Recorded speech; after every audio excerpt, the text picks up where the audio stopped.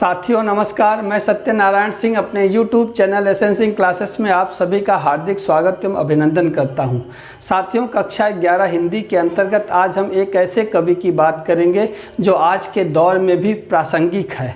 1398 में वाराणसी में जन्म हुआ और कबीर नाम से पूरी दुनिया में प्रसिद्ध हुआ। नीरू नीमा नामक जुलाहा दंपति ने जिसका पालन पोषण किया और जिसने रामानंद को अपना गुरु बनाया और कमाल कमाली उनकी 2 संतानें हुई। और साखी शबद रमैनी जो है इनकी रचनाएं हैं जो बीजक में संग्रहित है। 1518 में मगहर में इनकी मृत्यु हुई। ये तमाम चीज़ें जो है आपको किताबों में मिल जाएंगी और ये भी मिल जाएगा कि मसी कागज छुयो नहीं, कलम गयो नहीं हाथ। कबीर ने अपने लिए जो है ये बात कही है, अर्थात उन्होंने कागज़ कलम को छुआ नहीं।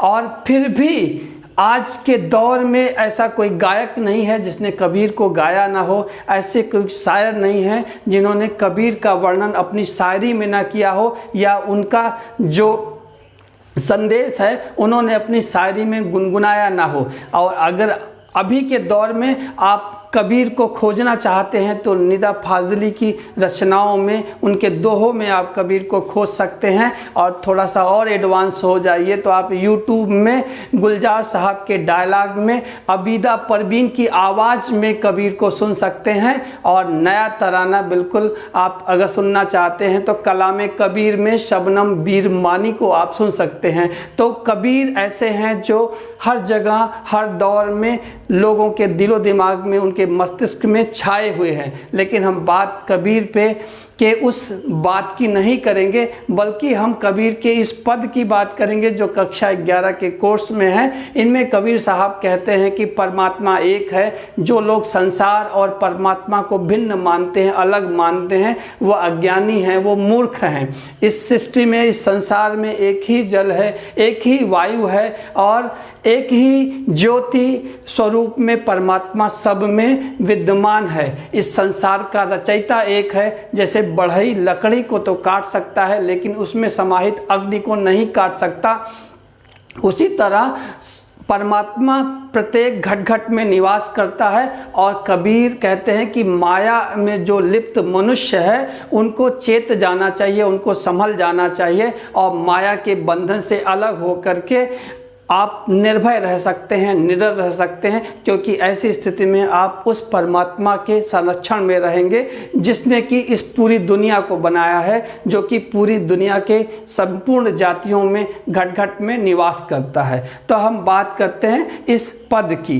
तो आइए शुरू करते हैं कि हम तो एक एक करी जाना, दोई कहें तिनहि कौ दो जग जिन नाहिन पहचाना। एक पवन एक ही पानी, एक ज्योति समाना, एक खाक गढ़े सब भाड़े, एक कोहरा साना। जैसे बाढ़ी काष्ट ही काटे, अगिन न काटे कोई, सब घटी अंतर तू ही व्यापक धरे स्वरूप सोई। माया देखी के जगत लुभाना, काहे रे नर गरबाना, निर्भय भया कछु नहीं व्यापय, कहे कबीर दीवाना।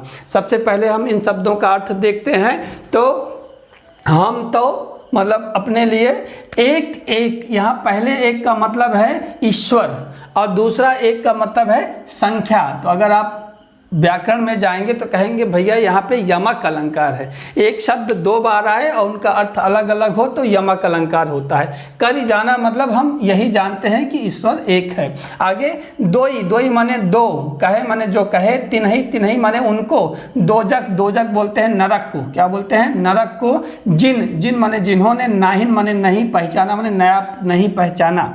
एक है पवन, पवन एक है, हवा एक है, हर जगह वही हवा बहती है। एक ही पानी और जल भी एक ही है जिसको लोग पीते हैं। एक है ज्योति समाना और हर प्राणी में जो अंश है, ज्योति है, वो एक ही है। परमात्मा की ज्योति जो है वो एक ही है। एक है खाक, खाक माने होता है मिट्टी, लेकिन यहाँ खाक से मतलब पंच तत्व से। पंच तत्व कौन कौन से होते हैं?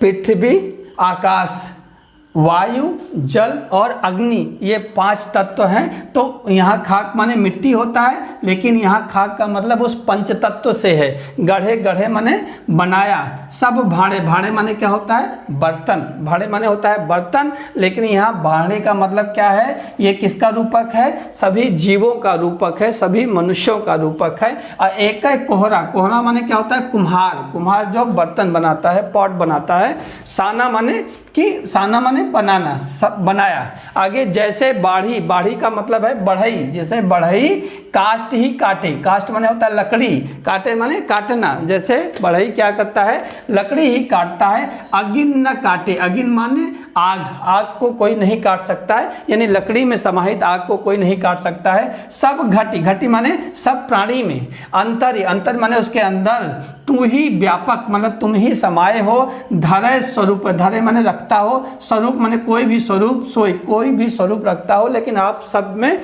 समाये हुए हो। अब माया देख के, माया यानी इस जगत की जो आडंबर है, जो इसकी प्रकृति है, इसको देख करके जगत लुभाना। लुभाना माने लुब्ध होना, उस पे उससे उसकी तरफ आकर्षित होना। काहे रे। काहे माने क्यों। नर। नर माने मनुष्य। गर्वाना माने गर्व करे। और निर्भय भया। निर्भय हो जाओ माने निडर हो जाओ। निर्भय यानी निडर। भया कछु नहीं व्यापे। कुछ नहीं व्यापे मतलब कुछ भी आपको कष्ट नहीं होगा।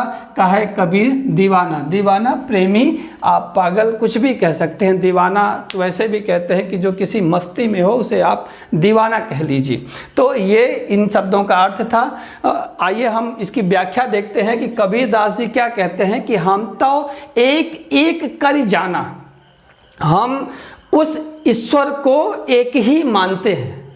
एक हम तो एक एक कर जाना, हम उस ईश्वर को एक ही मानते हैं। यानी संसार में कुछ लोग के संसार और परमात्मा ना, आत्मा और परमात्मा, ब्रह्म और मनुष्य, ऐसे दो स्वीकार करते हैं, दो स्वरूप में स्वीकार करते हैं। लेकिन कबीर क्या कहते हैं कि ये एक ही हैं, दो नहीं हैं। ये अद्वैतवाद के समर्थक है। अद्वैतवाद मतलब कि दो नहीं सिर्फ एक। तो हम तो एक एक कर जाना, ईश्वर क्या है? एक ही है, ऐसा हम जानते हैं, ऐसा हम समझते हैं, ऐसा मुझे पता है। हम तो एक एक कर जाना, ईश्वर क्या है? एक है। पहले एक का मतलब ईश्वर, दूसरे एक का मतलब संख्या। वो दो नहीं है, वो एक है। किसको बोला? कुछ लोग उसको ब्रह्म और जो है मनुष्य, या ब्रह्म और आत्मा और परमात्मा, संसार और इस तरह से प्राणी दो मान लेते हैं। लेकिन कबीर कहते हैं कि ईश्वर क्या है? एक ही है। दो ही कहे जो उसको दो कहे। दो कहे जो उसको दो कहता है कि भाई नहीं, दो है, आत्मा परमात्मा अलग है, ब्रह्म अलग है, प्राणी अलग है। तिनही। तिनही माने उनको दोजख, वो नरक में जाएंगे। जो ये कहते हैं कि ईश्वर दो हैं, वो कहाँ जाएंगे? दोजख में जाएंगे। दोजख में यानी नरक में जाएंगे। क्या? जिन नाहिन पहचाना, जिन्होंने उसे पहचाना नहीं है। तो जो ईश्वर को दो कहते हैं कि नहीं भाई वो ईश्वर दो है, आत्मा परमात्मा अलग अलग है, वो क्या है? वो दोजख में जाएंगे, नरक में जाएंगे, जिन्होंने उसे पहचाना नहीं है। आगे देखिए कबीर अपनी बात के समर्थन में क्या कह रहे हैं कि एक है पवन, हवा एक है। जो पूरी पृथ्वी पे हवा बहती है वो एक ही है। कहीं ऐसा नहीं कि यहाँ पे अलग हवा बह रही है, दूसरी जगह पे दूसरी हवा बह रही है। तो एक है पवन, हवा एक है। एक ही पानी। पानी भी जो आसमान बरसाता है, जो जल पीते हैं, पानी भी एक ही है। और एक है ज्योति समाना। और प्रत्येक प्राणी के अंदर जो ज्योति है ईश्वर की, जो उसका अंश है, वो क्या है? एक ही है। एक है खाक गढ़े सब भाड़े। एक खाक माने एक ही मिट्टी से, गढ़े सब भाड़े माने सारे बर्तन बनाए हैं। एक ही कोहरा साना, और वही कुम्हार एक ही है। इसका हम शाब्दिक अर्थ में जाएंगे तो क्या है कि एक ही मिट्टी से सभी बर्तन एक ही कुम्हार ने बनाए हैं। एक ही खाक, एक ही मिट्टी से, गढ़े सब भाड़े, सारे भाड़े माने बर्तन, सारे बर्तन बनाए एक ही कुम्हार ने।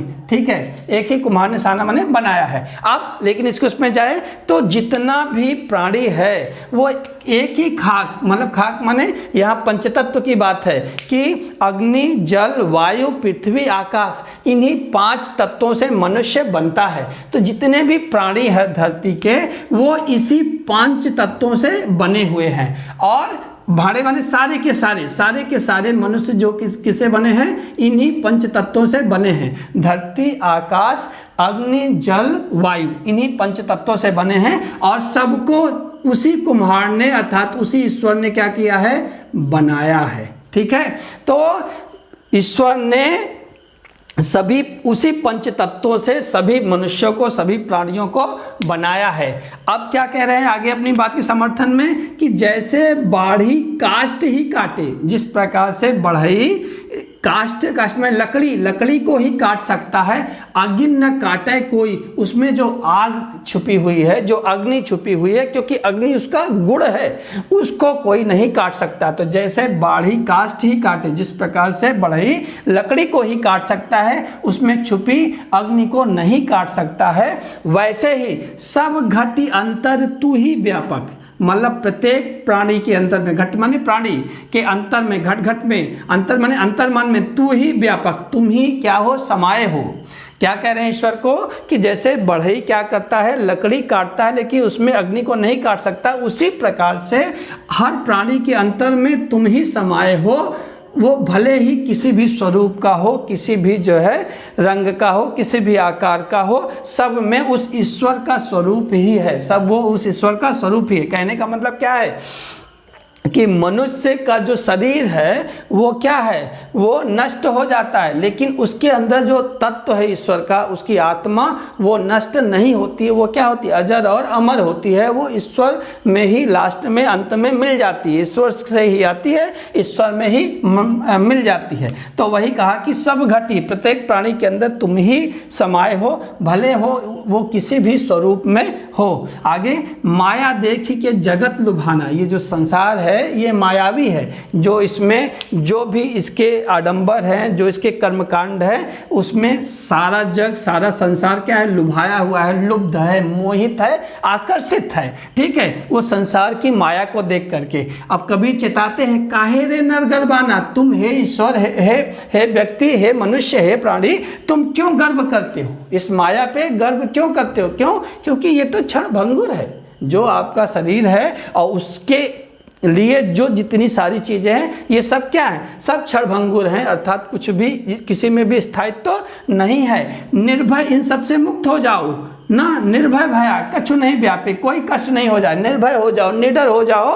वो क्यों निर्भय निडर हो जाओ? अगर आप इस माया से मुक्त हो जाएंगे, माया से मुक्त हो जाएंगे तो क्या हो जाएंगे, ईश्वर की शरण में चले जाएंगे, और जब ईश्वर की शरण में चले जाएंगे तो क्या हो जाएंगे, निर्भय हो जाएंगे, निडर हो जाएंगे, और कुछ नहीं व्यापे, आपको कोई भी कष्ट नहीं रह जाएगा। ऐसा कौन कह रहा है? ऐसा कबीर दीवाना कह रहे हैं, दीवाने कबीर कह रहे हैं कि आप इस माया मोह के बंधन से मुक्त हो जाओ, उस परमात्मा की शरण में चले जाओ, उसके स्वरूप को पहचान लो ना, तो आप क्या हो जाएंगे, आप निर्भय हो जाएंगे और आपको कोई भी कष्ट नहीं रह जाएगा, कोई भी आपको समस्या नहीं रह जाएगी। और ऐसा कौन कह रहे हैं? कबीर दीवाना कह रहे हैं। तो ये इसकी व्याख्या थी। अब देखिए विशेष, तो हमने कहा कि कबीरदास यहाँ क्या कहते हैं कि ईश्वर एक हैं, तो यानी वो क्या कह रहे हैं, अद्वैतवाद के प्रतिपादन कर रहे हैं कि ईश्वर दो नहीं है, बल्कि ईश्वर क्या है, ईश्वर एक ही है, यानी एक ही ईश्वर की मान्यता का प्रतिपादन हो रहा है। अब बाकी आप जानते हैं कि कबीर के बारे में हजारी प्रसाद द्विवेदी जी ने कहा है कि इनकी भाषा पंचमेल खिचड़ी है, जिसे सधुक्कड़ी भाषा कहा गया है। क्यों कहा गया है? क्योंकि ये घुमंतू जीव थे, इधर उधर ये घूमते थे, सत्संग करते थे, तो अनेक जो है जगह की, प्रांतों की भाषा इनकी जो है कविताओं में, इनकी रचनाओं में मिलता है, इसलिए इनकी भाषा को क्या कहा जाता है, सधुक्कड़ी भाषा कहा जाता है। क्या, कौन सी भाषा है? सधुक्कड़ी भाषा है। ऐसा कबीर में ही मिलता है, पूरे हिंदी साहित्य में आपको कबीर की भाषा में ही सधुक्कड़ी शब्द मिलेगा। पद क्या है? तुकांत है। तुकांत है मतलब तुक का निर्वाह हुआ है, जाना पहचाना, समाना साना, कोई सोई, गरबाना दीवाना। तो आप देखेंगे ये कैसा पद है, तुकांत है। और देखिए यहाँ उसके बाद अलंकार क्या है, एक एक में यमक अलंकार है। शब्द 2 बार आया है लेकिन दोनों का मीनिंग, दोनों का अर्थ अलग अलग है, इसलिए यमक अलंकार है। तो पहले एक का मतलब ईश्वर और दूसरे एक का मतलब संख्या। और क्या है, जैसे बाढ़ी काष्ठ ही काटे। यहाँ पे देखिए जैसे बाढ़ी, जहाँ पे जैसे शब्द मिल जाए आप समझ लीजिएगा कि ये क्या है, उदाहरण अलंकार है। क्या है, उदाहरण अलंकार है। तो जैसे बाढ़ी काष्ठ ही काटे कैसा अलंकार है, उदाहरण अलंकार है। और यहाँ पे खाक और कोहरा ये रूपकतिशयोक्ति अलंकार है, रूपकतिशयोक्ति अलंकार। तो यह खाक किसका रूपक है, खाक पंचतत्व का रूपक है। हमने बताया पृथ्वी, आकाश, अग्नि, जल और वायु। और कोहरा किसका, कोहरा माने ईश्वर का प्रतीक है। तो यहाँ पे ये हो गया। बाकी अनुप्रास बहुत आसान है कि जहाँ आप एक वर्ण की आवृत्ति नजर आए तो अनुप्रास है। तो जिन नाहिन पहचाना में नाना की आवृत्ति हो रही है इसलिए अनुप्रास है। काष्ठ ही काटे काका की आवृत्ति हो रही है इसलिए अनुप्रास है। और कहा कबीर दीवाना, तो काका की आवृत्ति हो रही इसलिए अनुप्रास हो गया। तो अनुप्रास अलंकार का मतलब ये होता है कि किसी वर्ण की आवृत्ति हो रही तो अनुप्रास अलंकार है। शांत रस ना, पूरे जितना भी आप कबीर का पद पढ़ेंगे कैसा है, कौन सा रस है, शांत रस है। तो इनकी रचनाएं शांत रस का उदाहरण होती हैं, ये आपके समझ में आ जाएगा ना। और पद गेय है, इनको गाया जा सकता है, इसीलिए हमने बहुत सारे गायकों की जिक्र किया कि वो क्या कहते हैं, इनके पदों को गाते हैं। तो गेय है और संगीतात्मकता है, यानी संगीत पैदा होता है इसमें। और क्या है, ये संबोधन शैली है। ये कौन सी शैली है, संबोधन शैली। ऐसा लग रहा है कि कबीर बात कर रहे हैं, मनुष्य से, प्राणी से बात कर रहे हैं। तो संबोधन शैली के कारण क्या हो गई, इसमें एक सजीवता आ गई है। तो आपने शब्द अर्थ देख लिया, व्याख्या देख लिया और इसके विशेष तत्वों को देख लिया। अब विशेष तत्व में हम बात किसकी करते हैं, आमतौर पे भाषा की बात करते हैं, रस की बात करते हैं, छंद की बात करते हैं, अलंकार की बात करते हैं। ठीक है, आगे हम देखते हैं पाठ्य पुस्तक में इससे जो संबंधित प्रश्न हैं वो भी हमने ले लिए हैं कि कबीर की दृष्टि में ईश्वर एक है। इसके समर्थन में उन्होंने क्या क्या तर्क दिए हैं। तो कबीर क्या कहते हैं, कबीर कहते हैं कि ईश्वर एक है। और आपको बताना है कि उनके समर्थन में उन्होंने क्या क्या तर्क दिए हैं। तो पहला क्या दिया है कि एक ही पवन एक ही पानी एक ही ज्योति समाना। पहला तर्क तो यही है कि पवन एक है और एक ही पानी है, सब पानी एक ही पीते हैं। और उस परमात्मा की जो ज्योति है सब में क्या है, एक जैसी है। कहने का मतलब क्या है कि सारा संसार उस परमपिता परमेश्वर की ज्योति से ही प्रकाशित है। ठीक है, दूसरा आगे देखते हैं कि जैसे बाढ़ी काष्ठ ही काटे अग्नि न काटे कोई। तो जैसे लकड़ी में अग्नि समाहित रहती है, कोई उससे अलग नहीं कर सकता, उसी तरह से ये जो मानव है इसका शरीर तो क्षणभंगुर है, लेकिन जो इसमें आत्मा निवास होती है उसको कोई मार नहीं सकता। वो ईश्वर का ही क्या है, एक अंश है। तो ये समझ में आ गया। और आप जानते हैं कि एक और बात कि सारे भिन्न रूपों में जितनी भी चीज़ें हैं सभी में ईश्वर का वास है। तो इसलिए कहते हैं कबीर कि ईश्वर एक है। दूसरा प्रश्न यहाँ पे देखिए कि मानव शरीर का निर्माण किन किन पंचतत्वों से हुआ है। तो किन पंचतत्वों से हुआ है 2-3 बार बता चुके हैं, आप बता लेंगे। धरती, आकाश, अग्नि, जल, वायु, इन पंचतत्वों से मानव शरीर का निर्माण होता है और आदमी इन्हीं से बनता है। और जब आदमी दुनिया से जाता है तो उसका शरीर फिर से इन्हीं पंचतत्वों में विभक्त हो जाता है, यानी सभी अपने अपने मूल रूप में आ जाते हैं। दूसरा क्या है कि जैसे बाढ़ी काष्ठ ही काटे अगिन न काटे कोई, सब घटी अंतर तू ही व्यापक धरे स्वरूप है सोई। इसके आधार पर बताइए कि कबीर की दृष्टि में ईश्वर का क्या स्वरूप है। कबीर क्या कहते हैं, जिस प्रकार जो बढ़ई होता है वो लकड़ी को तो काट सकता है लेकिन उसमें समाहित जो है अग्नि को समाप्त नहीं कर सकता है, उसी तरह से परमात्मा प्रत्येक व्यक्ति के, प्रत्येक प्राणी के अंदर जो है निवास करता है, उसी का अंश है हर प्रत्येक प्राणी। तो उसके जो शरीर है, जो उसकी बाहरी चीज़ें हैं, उसका तो मतलब वो उसका नाश हो सकता है, लेकिन उसमें जो परमात्मा का अंश है उसका नाश नहीं हो सकता है। वो परमात्मा ही सब में है और अंत में वो सब उसी परमात्मा में वापस मिल जाते हैं। और व्यक्ति कोई भी स्वरूप में हो, सब में ही उस परमेश्वर परमपिता परमात्मा समाहित होते हैं। तो ये कबीर को लेकर के, इसके पहले पद को लेकर के ये सारी चीज़ें थी। अभी कबीर का दूसरा पद, उसका हम एक अलग वीडियो बनाएंगे, क्योंकि एक ही में तो वीडियो बहुत लंबा हो जाता। तो अगर आपको मेरा प्रयास अच्छा लगा हो तो लाइक कर दीजिए और शेयर भी कर दीजिए, और अपना और अपनों का ख्याल रखिए। मिलते हैं अगले वीडियो में, तब तक के लिए नमस्कार।